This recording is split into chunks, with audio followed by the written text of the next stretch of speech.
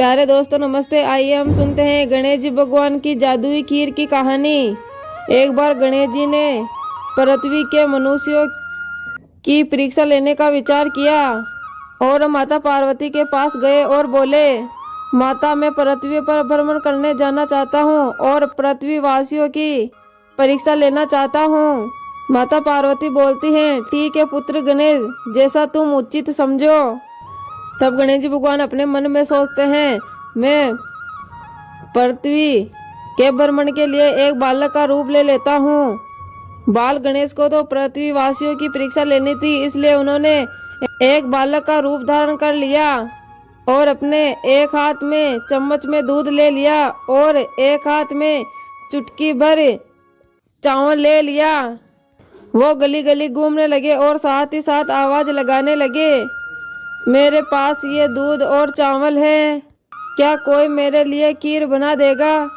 कोई भी बाल गणेश पर ध्यान नहीं दे रहा था, बल्कि पृथ्वीवासी उसे देखकर हंस रहे थे। अरे ये तो ना समझ बालक दिखाई पड़ता है, जब भी एक चम्मच में दूध और चुटकी चावल लिए गली गली में घूम रहा है, भला इसकी खीर कैसे बनेगी? गणेशा लगातार एक गांव से दूसरे गांव में इसी तरह चक्कर लगाते हुए पुकारते जा रहे थे, पर कोई खीर बनाने के लिए तैयार नहीं था। सुबह से शाम हो गई, गणेश जी लगातार घूमते रहे। अरे मेरी खीर तो कोई बनाने के लिए तैयार नहीं है, अब क्या करूं? तभी एक बुढ़िया अपनी झोपड़ी के बाहर बैठी हुई थी। गणेश जी वहां से पुकारते हुए निकले, कोई मेरी खीर बना दे, कोई तो मेरी खीर बना दो, मेरे पास ये दूध और चावल हैं। बुढ़िया बहुत ही कोमल और सरल स्वभाव वाली स्त्री थी। उसने गणेश जी से कहा, बेटा ला इधर ला, खीर मैं बना देती हूँ। गणेशा बोलता है, माई अपने घर से दूध और चावल लेने के लिए बर्तन ले आओ। बुढ़िया माई बोलती है, ठीक है बेटा, रुक, मैं अभी बर्तन लेकर आई। बुढ़िया जब एक कटोरी लेकर झोपड़ी के बाहर आई तो गणेश जी ने कहा, माई ये बर्तन सबसे छोटा है, अपने घर का सबसे बड़ा बर्तन लेकर आओ। बुढ़िया माई बोलती है, बेटा बड़ा बर्तन क्या करेगा, जरा से तो दूध और जरा से ही चावल हैं। अच्छा बेटा तू नहीं मानता तो रुक, मैं लाती हूँ। और वो अपने अंदर जाकर सबसे बड़ा पतीला ले आई। गणेश जी ने चम्मच से दूध डालना पतीले में शुरू किया। तब बुढ़िया ये चमत्कार देखकर आश्चर्यचकित हो गई। ये क्या चमत्कार है, मुझे तो कुछ समझ में नहीं आ रहा। बुढ़िया ने जब देखा कि दूध से पूरा पतीला भर गया है, एक के बाद एक वो सारे बर्तन अपनी झोपड़ी से बाहर लेकर आई और उसमें गणेश जी दूध भरते चले गए। इस तरह घर के सारे बर्तन दूध से लबालब भर गए। इसके बाद गणेश जी बुढ़िया से बोले, माई मैं स्नान करके आता हूँ, तब तक तुम खीर बना लो और मैं वापस आकर इस खीर को खाऊंगा। बुढ़िया माई बोलती हैं, बेटा इतना सारा दूध और इतना सारा चावल और इन सब का मैं खीर बनाकर खीर का मैं क्या करूँगी? गणेशा बोलता है, माई आज तुम सारे गांव को निमंत्रण दे दो, मैं चाहता हूँ तुम्हारे हाथ की खीर का स्वाद पूरा गांव चखे। ठीक है बेटा, मैं गांव वालों को न्योता दे देती हूँ। बुढ़िया बड़े प्यार से मन लगाकर खीर बनाई और खीर की खुशबू गांव के चारों दिशाओं में फैल गई। और खीर बनाने के बाद बुढ़िया माई गांव के हर घर में जाकर खीर खाने का न्योता देने लगी। वो पड़ोसन से बोलने लगी, आज मेरे घर खीर का प्रसाद बनेगा, आप सब चखने जरूर आना। पड़ोसन बोलती है, अम्मा तुम इतने लोगों को खीर कैसे खिलाओगी? मुझे तो कुछ समझ में नहीं आ रहा, लेकिन आप कह रहे हो तो ठीक है, हम जरूर आ जाएंगे। लोग बुढ़िया पर हंस रहे थे। बुढ़िया के घर खाने को तो दाने नहीं है और ये सारे गांव को खीर खिलाने की दावत दे रही है।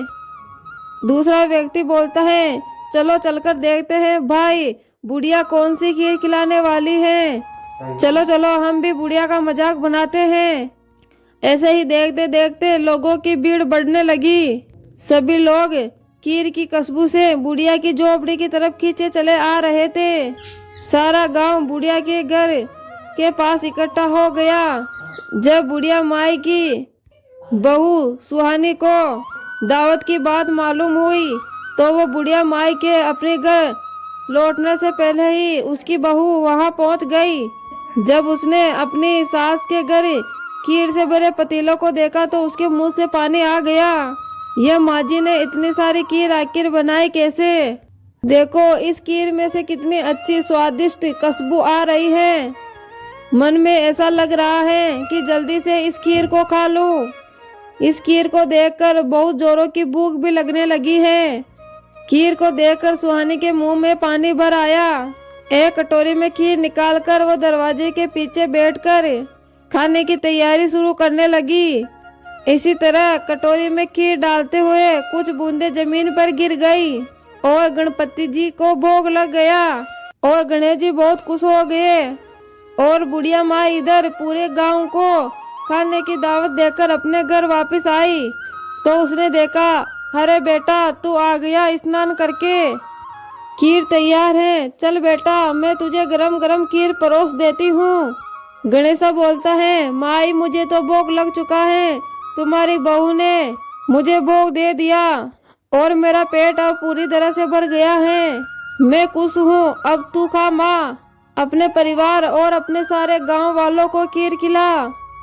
बुढ़िया बोलती है, पर बेटा ये तो बहुत ज्यादा खीर है, सबका पेट भर जाएगा, इसके बाद भी यह खीर बच जाएगी और उस बची खीर का मैं क्या करूँगी। गणेशा बोलता है, माई जो भी बची खीर होगी उसे रात में अपने घर के चारों कोनों में रख देना। मेरे कहने पर तूने इतने प्रेम से खीर बनाई, तुझे गणेश की चमत्कारी खीर बनाने का मीठा फल अवश्य मिलेगा। ऐसा कहकर वो बालक वहां से गायब हो गया। इतने में गांव वाले भी आ गए। बुढ़िया माई ने गणेश जी का ध्यान करके सब गांव वालों को खीर का प्रसाद बांट दिया। जब सारा गांव जी भरकर खीर खा चुका तब भी ढेर सारी खीर बच गई। यह खीर बच गई, अब इसे चारों कोनों में रख देती हूँ। अगली सुबह जब बुढ़िया माई सोकर उठी, हे गजानंद, हे गणपति महाराज, ये मैं क्या देख रही हूँ? पतीलों में खीर के स्थान पर हीरे जवाहरात मोती हैं।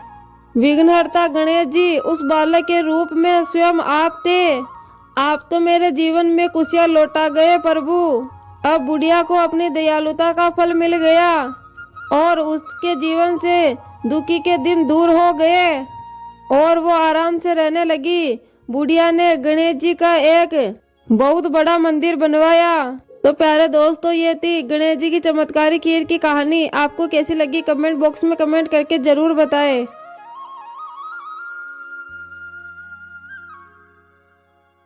एक समय की बात है, एक गांव में एक गरीब किसान रहता था। उसके दो बेटियां थी, पूजा और आरती।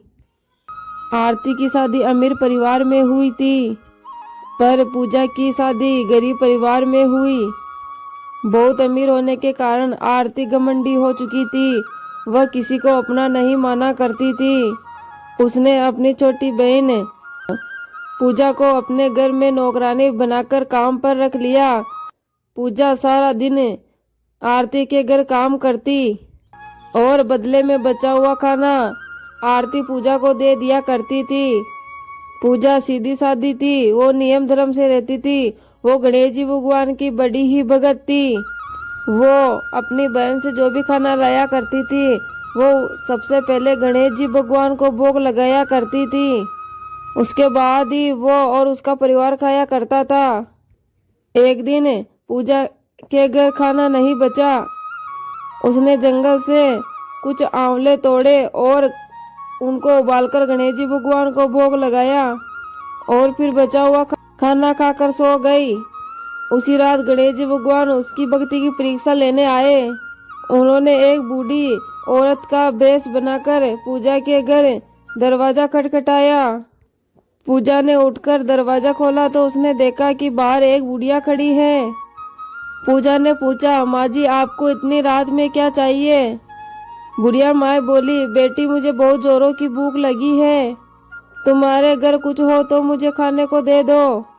पूजा ने कहा, माँ जी मैं बहुत गरीब हूँ, मेरे घर कुछ खाने को नहीं है, ये आंवले रखे हुए हैं, आप इन्हें खा सकती हो। गणेश जी भगवान के रूप में बुढ़िया माई ने बोला, हाँ लाओ। तो पूजा ने गणेश जी को भोग लगाए हुए आंवले बुढ़िया माई को दे दिए। खाने के बाद बुढ़िया माई अपने घर जाने में असमर्थता दिखाई। बुढ़िया माई को देखकर पूजा बोली, आप चिंता मत कीजिए माँ जी, आप मेरे घर ही सो जाइए। बुढ़िया माई खा पीकर पूजा के घर ही सो गई। थोड़ी ही देर बाद बुढ़िया माई की नींद खुल गई और उसने कहा, बेटी मेरा पेट खराब हो गया है। तब पूजा ने कहा, बुढ़िया माई आप अंधेरे में कहाँ जाएगी, यहाँ घर के किसी कोने में ही निपट लीजिए और अपना हाथ मेरे बालों में पहुँच लीजिए, सुबह उठकर मैं साफ सफाई कर दूंगी। बुढ़िया माई ने पूजा ने कहा वैसा ही किया। जब पूजा सुबह उठी तो उसके घर बुढ़िया माई नहीं थी। पूजा को लगा शायद मैंने सपना देखा होगा। ऐसा सोचकर वो नहाने के लिए जब तालाब की ओर चली और तालाब में नहाने लगी तो उसके बालों से जो सोना झड़ने लगा। आसपास के सभी लोग देखकर हैरान हो गए। अब पूजा को रात की बात याद आई और वो दौड़ी दौड़ी अपने घर आई।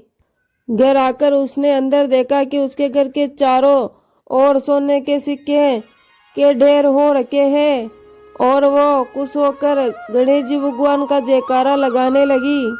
उसने अपने बेटे को मौसी के घर से तराजू लाने के लिए भेजा। उसका बेटा मौसी के पास जाकर तराजू मांगने लगा। मौसी ने कहा, तराजू का क्या करोगे? बच्चा बोला था। बच्चे ने बोला, माँ सोने का सिक्का नापेगी। आरती ने कहा, घर में खाने को दाना नहीं और सोना नापने की बात करते हो। सच्चाई को जानने के लिए उन्होंने तराजू के नीचे लट्ठा लगा दिया। बच्चा तराजू लेकर चला गया। जब सोना नापने का काम खत्म हो गया तो बेटा मौसी को तराजू देने घर गया। आरती ने तराजू को उलट पुलट कर देखा तो तराजू के नीचे एक सोने का सिक्का चिपका हुआ था। वो हैरान हो गई और उसको विश्वास हो गया कि पूजा बोधनी हो गई है, इसलिए वो अब अपने घर पर काम पर भी नहीं आती। वो दौड़े दौड़े अपने बहन के घर गई और अपनी बहन से पूछा, तुम्हारे पास इतना धन कहाँ से आया? पूजा सरल स्वभाव की थी, उसने सारी बातें अपनी बहन को बता दिया। आरती को लालच बहुत आ गया। वो भी पूजा की तरह गणेश जी भगवान का नित्य नियम निभाने लगी और वो भी गणेश जी भगवान को आंवले का भोग लगाने लगी। एक दिन गणेश जी भगवान उसे सबक सिखाने के लिए बूढ़ी औरत का वेश बदलकर उसके घर आए। वह भी अपनी बहन की तरह बुढ़िया माई को बैठा कर उबले हुए आंवले दिए।